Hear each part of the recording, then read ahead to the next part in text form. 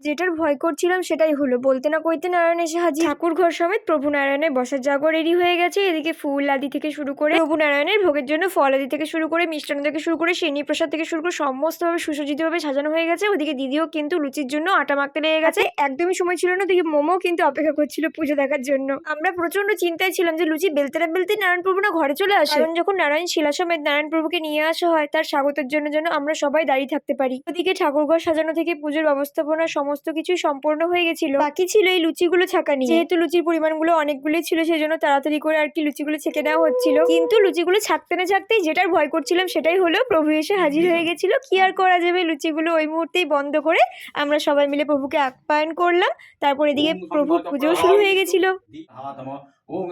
এবার পুজো শেষে প্রভু নারায়ণকে আরতি দেখানোর পালা।